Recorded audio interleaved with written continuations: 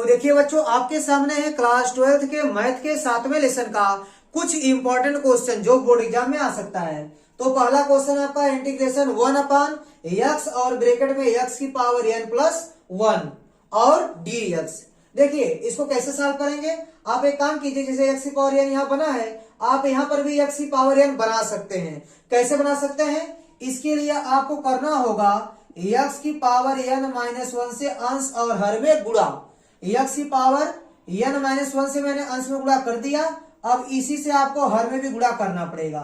Into क्या है x और ब्रैकेट में x की पावर n और प्लस 1 और a हो गया आपका dx। देखिए इससे मैंने अंश और हर में गुणा कर दिया है। देखिए आपको क्या मिलेगा, x की पावर n माइनस 1 बटे, देखिए x की पावर 1 और यह कितना है x की पावर n माइनस 1। तो जब गुणा करेंगे तो घात जुड़ेगी, n माइनस 1 में जुड़ेगा प्लस 1 और ब्रैकेट में क्या मिल जाएगा आपको x की पावर n और प्लस 1 और a हो गया आपका dx। अब देखिए माइनस 1 प्लस 1 कैंसिल हो जाएगा, तो x की पावर n माइनस 1 मिलेगा और यहां मिलेगा आपको x की पावर n और ब्रैकेट में x की पावर n प्लस 1 मिलेगा और a हो गया आपका dx। अब आपको x की पावर n को t मानना पड़ेगा। यदि इसको आप t मानेंगे तो आपको इसका डिफरेंशियल जब करेंगे तो आपको यह मिल जाएगा। तो यहां हम लोग लिखेंगे माना t बराबर x की पावर n।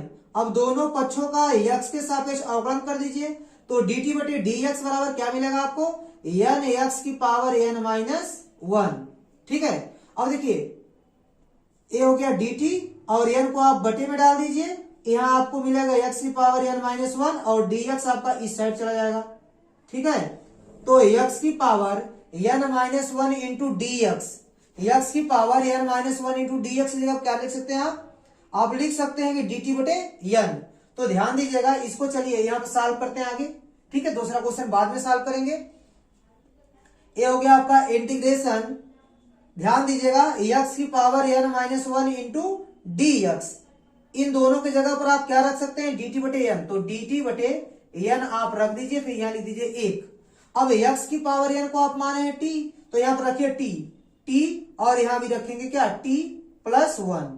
अब देखिए 1 बटे n को आप बाहर कर लीजिए और 1 बटे आपको मिल गया t और t प्लस 1। तो इसको आपको आंशिक भिन्न में विभक्त करना पड़ेगा, उसका रूल सीख लीजिए क्या है। देखिए जैसे 1 बटे क्या है t और ब्रैकेट में t प्लस 1। ठीक है, देखिए इसको आंशिक भिन्न में कैसे बदलेंगे, a बटे t लिखेंगे प्लस b बटे t प्लस 1 लिखेंगे। इसको मान लीजिए समीकरण नंबर 1। ठीक है, अब देखिए ये हो जाएगा 1 बटे t और ब्रैकेट में t प्लस 1। ठीक है, इसको सॉल्व कीजिए, t और t प्लस 1 हो जाएगा।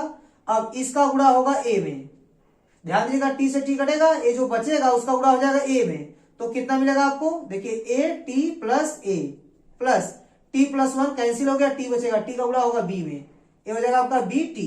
अब देखिए t कैंसिल हो गया, t प्लस 1 कैंसिल हो गया, तो 1 बराबर आपको क्या मिल गया, देखिए इन दोनों में से आप t कॉमन कर लीजिए, a प्लस b हो गया और t हो गया कॉमन और प्लस क्या हो गया a। अब देखिए इस साइड कहीं t नहीं है तो आप बना सकते हैं 0t। ठीक है, बन गया। t का गुणांक आपस में बराबर होगा, t का गुणांक क्या है a प्लस बी है और यहाँ कितना है t का गुणांक 0। तो ध्यान दीजिएगा अचर पद के बराबर होगा। देखिए अचर पद हुआ जिसमें t नहीं है, अचर पद वह है जिसमें t नहीं है। जैसे a आपका अचर पद है और यहाँ अचर पद कौन है 1, तो a का मान आपको 1 मिल गया।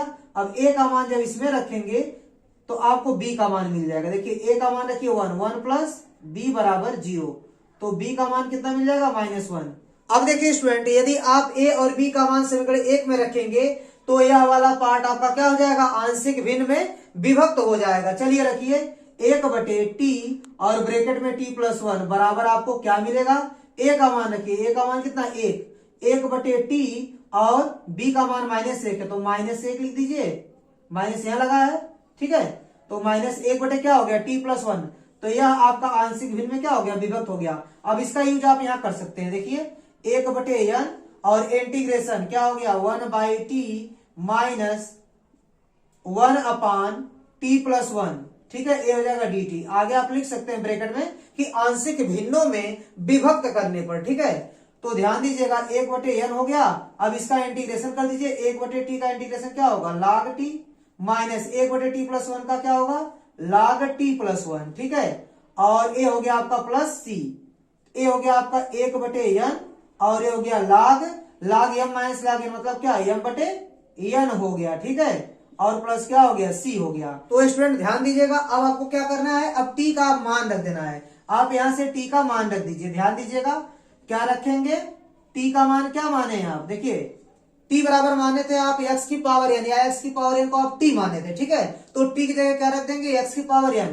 तो यहां पर रखिए x की पावर n अपान x की पावर n हो जाएगा, +1 हो गया और प्लस c, यही आपका आंसर हो जाएगा, ठीक है।